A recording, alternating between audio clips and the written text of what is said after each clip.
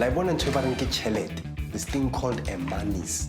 It's one of the top reasons why people get divorced.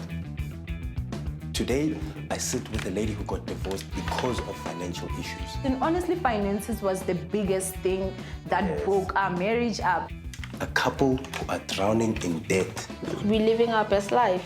And an expert in finance in marriage. The number 2 reason why people get divorced. You know, it's either money or infidelity. I hope you didn't spend all of that in credit. Mar baby, until I can't deal. Jean ena go re reka nen le kan, se le skinny jean bon. Marna nankas Most of you know me as a stand-up comedian. I saw a guy who had a sign that said, "I'm so angry, I made a sign." What? Ntho side tsebeng ke gore ke le timer, ya jola, and ke nagana wait for maybe one day le nna ke tla ba husband. It's rough. Join me as I find out what happens after the vows. Today we are talking money and finance in marriages. Chelete kapa lenyana. Chelete kapa le bokos. Wena o ring me bro. Ke le bokos. Le bokos. Ke tshogele bokos. O tshwere le bokos. Me wa me chelete kapa le bokos. Chelete. Chelete kapa le bokos. I don't know. There was a show, Zama game show, where you could either choose the money or the box, and anything could have been in the box. Money. Child, honey. Machankura, please. Machankura. Yes. Machankura. What other names are there for money? Zaga. Zaga. Yes, honey, it sounds nice in the ear. Zaga. Zaga.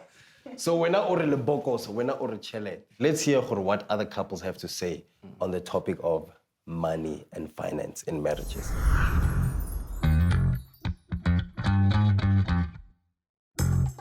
I think the biggest mistake is just not talking about it, not making a budget. Sometimes you find yourself having dipped into the money that was supposed to go to bond. The most common mistake is overspending. And not being honest about your habits. I think one of the biggest mistakes we made when we were both working was just living our best lives, and we forget that, you know, rainy days are going to come. I think na flop tomaga separate the finances. Ke na flop matom. Finances sonse di tlhakantsha lenyetse from the word go. Na re kopana le mosi. Moditse na le boka yong bageng 53 rand na na 100 rand. In the video we watched, there was a couple that spoke about having a joint bank account, that they believe, you know, one of the things to marital bliss is to have one account where everyone's finances are pulled in. Do you agree with that? Honestly, let me just say we didn't have one. We didn't open a joint account. However, how we used to have our finances was that we actually did have a budget, and then like he would get paid, I'd get paid. Since I was getting paid more, it made sense to save the money in the bank account that obviously brings in more. So he would get paid, it would pay like the certain stuff that I needed. And then he usually would go to my account to buy like, you know, big items, or if maybe there was some certain shows, then we would transfer. So I'd say maybe that was like our joint account in a way, because I was also using another account if ever maybe I needed some stuff. Okay, I hear you guys agreeing. Do you also have like a, do you agree with the concept of one account? My wife has been suggesting that. I'm like, you know what, baby? I've been out of a job for so much. Can I enjoy my money? Can I buy that cigarette without you auditing me to say, why did you do that? You know, can I surprise you? Because we're killing that element of a surprise to say, oh, Titi, Asana just did this. But that's where I guess we are, you know, not on the same page. Because I like that because, you know, it's like we are having one basket. We know that from this one basket, this is child school fees going off, our cars going off, our house going off, groceries, you know. And also what I'm just saying to him is that I don't want to take away his independence. You know. So I'm saying, love, let us take, okay, for example, 15,000 to this basket, 15,000 to this basket. We know that's where all the household things are going to go off. And then change. Do whatever, my love. You are free. Can I also say something? Because that was also like a huge issue in my marriage. Where, you know, he'd be like, okay, I have a problem because I can't really like surprise you since, you know, like... Since we told the SMS. You know, Victoria's those kind of Secret. stuff. You know, but then there's also... Yeah, but there's also another way that you are not looking at. So let's say maybe we've got a joint account that even if the money goes out, what happened to you actually going out there and hustling extra money to surprise me? Malmemtu, what is your take on this whole joint? What do you advise couples on? Do you advise them to keep their financial affairs separate, or are you advising them to sort of enter into this joint account situation? We must remember that marriage is a union. That's the agreement. It's not you and me. It's a union. And one of the benefits of that union is being able to pool resources, and that includes financial resources. So as a family, we need to be clear about what is it that we're trying to achieve as a family. And then we pool our resources towards that. Do you know what I mean? You're going to constantly have fights within a marriage in terms of finance if there isn't a common vision and a common goal, and that comes to a common budget. So there has to be at some point as a family where we sit down and say, in this household, what is it that we're trying to achieve? And whatever it is that we're trying to achieve obviously requires money. I don't want to be trapped in a cocoon. Yo, I'm married. Now we must. No, baby, you trust me. Yeah. I trust you. Trust you, babe. Totally. Allow me to do what I do with my finances. Let's say a month end. Let's do it. Yeah. But allow me to say, when I go watch Pop-Up performing a Gold Reef, it's closed right now. Yes. Let me do it without you knowing. So I'm not saying I'm not against sharing, but I'm just saying it's not saying when you're separating accounts, I'm gonna be irresponsible, I'm gonna be spending. No, I don't even have a bank app. She has my bank app. Allow me that freedom to say, baby, do you trust me? You know, it's not always a matter of being trapped in a cocoon, because people always describe marriage. Yeah, hey, now you're married, you must be trapped in a cocoon. Because people feel like they're losing their power. But you do though. Yeah. When you get married, like as he said, it's no longer you, it's no longer you. It's us. But as much as he's also saying he's not trapped into that cocoon, you know, he is almost, not necessarily that he is, but you know, he is, because already I've got my bank, you've got the banking app to my account, and then he says, I don't want to be trapped into a cocoon. No, that happened like No, I think my phone was not working, so I had to get an app. It's a smartphone. It's only you charge once every 2 weeks.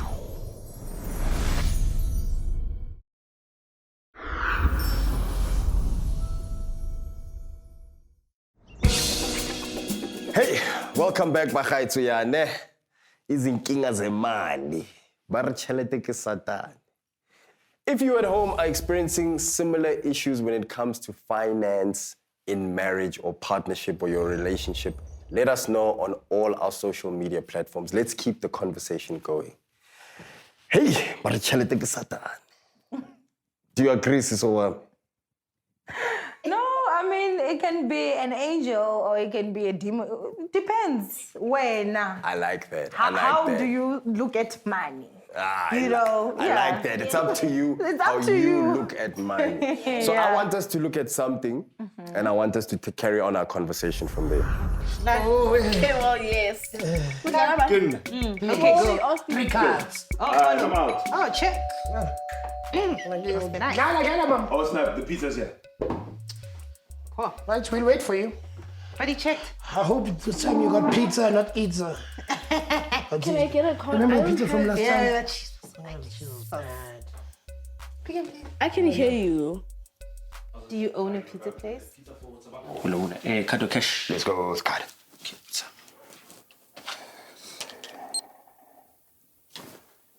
I'm very hungry. The lights. It declined it. Can you guys tell me what's taking so long, Lebimnyang? I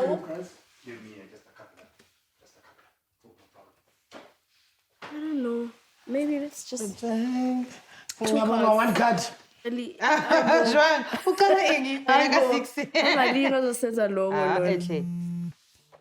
Of course. Okay. Hello. Hello, baby. Listen, don't make a scene. I've got no money. I need to use your card to pay for the pizza. Can you please come to the room? Okay. But this all could have been avoided with just, you know you don't have money, just beforehand, just give me the card. No. Wait, you know why? Sometimes you don't want to admit to yourself, and sometimes you're running on that borrowed. I know let's keep pizza Yeah, then when you realize it's not working anymore, that's when you go, I'm in trouble. Pride. Cool. Pride will mess you up. Pride. So, yeah, I like that you guys are talking about pride and all of this stuff, because men, our behavior changes. It does. When we have money, when we don't have money. So I want to know what happened in your marriage. Sure. Do you want to start? Take it, babe, and then I will Nah, you're late. Okay. So we married. We bank employees, and then everything was bowling, We're living our best life. My husband then lost his job 2 years in our marriage. Ooh. Hey, that was hectic. There were incidents where we would fight about little things, but they would erupt to be explosions. And that scared me because I did not recognize the person that I was seeing at that point. When you couldn't provide for your wife, for your family, what happened to you as a man? Yeah, I lost my confidence. So even in meetings, when you're trying to come up with a topic, but Emanyan, I want to share that. And even when your opinion, even at home, is no longer that important. Because you're not bringing anything to the table. Not paying, even irrespective of how much your opinion is important at that point. Everyone's going Because no matter how important your opinion is, the fact that you're not there could be a funeral and you're busy saying, yeah, must take any casket. They're like, what are you going to bring? Yeah. And for me, it crushed me so bad. And I ended up, baby, can I please have money for beer? And for me to ask money from her, yes. Yeah. The whole me, asking money from me. Me, one thing I did, I was happy that my wife is getting paid. And I even woke up at 3 and prayed for her to say, God, uplift her. Let this woman bring more income. With whatever she does, I'm like, God, as long as she's bringing the income, I'm good. Yes. Sisowami, I want to know from you, did you enter into your marriage as the high earner, or was your husband earning more? Funny thing is, when we started the relationship, I was earning more than him. And then how did he feel about you making more money? Was he accepting of it, or was it something that bruised his ego a bit? It definitely bruised his ego because at the right before the decision obviously for a divorce was made, he sat down with me and he asked me to quit my job as a YouTuber. I should stop doing everything and just sit home. So that he will feel like a man, because then he will be the only person that's supporting us. But then again, it also went to that thing where I actually also had to realize that, looking at all the financial decisions that he used to make, and I remember we used to fight a lot because he would overspend here and all that. And he said that I'll feel more comfortable if we move back to a back room. As long as I'm the husband that's providing, and obviously that was not something that but again, this is the thing though. I completely understood him. I was like, he's telling me what he wants. I shouldn't try to say I'm gonna fix him. The same way I don't want the broke life. Why should he have the rich life if that's not what he really wants? And honestly, finances was the biggest thing that broke our marriage up. And the people that are in that same situation that are thinking, you know, if maybe I just push a little bit more with him, he will understand. He will not see your vision because that's not his vision. And I feel like that's what happens a lot with people, not just in marriage, but in relationships. They feel like they can change a person. And mutu how mu change? Mutu must decide themselves if they want to change or not. It's not up to anyone to change a person. So what I want to know from you, Malmemtu, is why as Machita do we have like this ego that's connected to, you know, because I don't make a certain amount of money, I'm less of a man? Or... Because for pretty much all of human history, the male's role has been that of a provider. And what we are currently going through now is that for the first time in human history, you having women become on par or earn more than men. So now, as men, globally, we have to redefine what is a man because it is no longer a provider. This is happening for the first time in human history. So you talk about the male ego. It's the male ego because for all of humankind, the man has been the provider. From when we were hunter-gatherers, because we were physically stronger, we went out there and hunters. Agriculturally, we were on the field. So it's been our role as the provider. And for the first time in human history, men have to define themselves in a marriage outside of the provider role. So if you're not the provider, what are you in the marriage?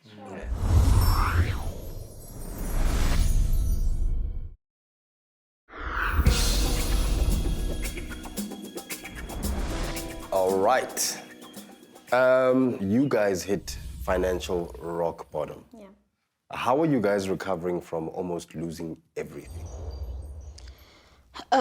So our pillow talks, you know, during our days of struggle would be, love, should things get back to how they used to be, we will make sure that we pay off our debt and we have like a savings, like investment accounts, you know, where we can invest for emergencies. With Asanda now having a job, we are gradually doing, you know, that in those investment accounts.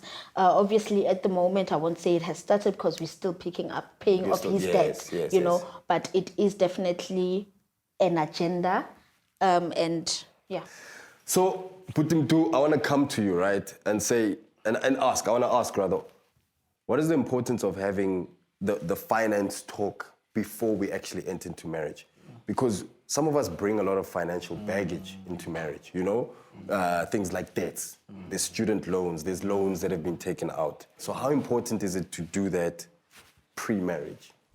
It's extremely important because money is still, if not number one, number two reason why people get divorced. You know, it's either money or infidelity. It's number one in America. You know what I mean? So of course it's extremely important. Stop asking each other what your favorite color is and what you take to a private island. If you talk about money, yes, it's a balance. You don't want to be on your first date saying, "Let me see your bank account," because then you come off a bit scummy. But at some point, as soon as a couple you've made the decision that the intent is to get married, that we're dating towards that, then you got to start talking about money. You got to start talking about your spending habits. What are your spending habits and what influences that? And this is also where an advisor can be very important, because if you go to an advisor as a couple, we can look at your 6 months banking statement and I can speak to you about your spending habits in front of your spouse, and then give the spouse the opportunity to understand what is influencing this. What are you trying to do? I always say to people, don't tell me what's important to you. Show me your bank statement and I'll tell you what's important to you. So it's very important to talk about money. How do people prepare for the worst? You know, how would you advise couples to literally prepare for a situation like this? Look, it's a boring answer. You budget, you save, you invest, and that's really, there's no secret to wealth. There's just principles. Thank you for that, Malume. Sisowami, if you had a chance to do it again, when it comes to selecting a man, what type of thinking do you want from like in terms of finances? What type of thinking do you want from a man, an ex-partner? I definitely would say the first thing that I would do is I would check the kind of family he comes from. how they are and how they view finances. That is so important, and that's something that nobody ever told me. Most of us are like a reflection of either how our parents act or how they raised us. There are certain people that really growing up, they're told money really is not that important. As long as you have God, you're okay. Because honestly, like, I'm not about the broke life. It's not for me. I want to find out from you guys, just a word of advice to a couple, any couples out there that could find themselves in this situation, who are in this situation. How would you advise them? What is the best way you two could advise them to sort of soldier through?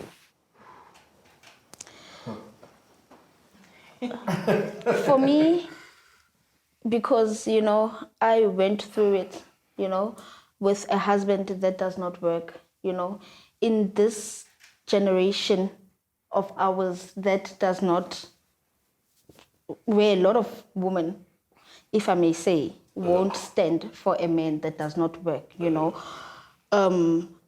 I guess I would just say love, the love that you guys had for each other, when it first started, Exactly. So it was one of those, babe, I love you.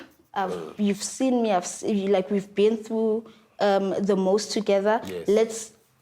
The vow says through good and bad. Yeah. You know what I mean? And I looked at it and I said, we were there when it was good, So let me also be there when it's bad. My brother, you've been through the worst, and Sure. you've been blessed to have the type of partner that you have. What advice do you have for couples that find themselves in your situation? To be quite honest, there's no formula for this. I don't know how I do it. A true prayer and a supportive wife. See, it's not but it's all true good intentions and everything.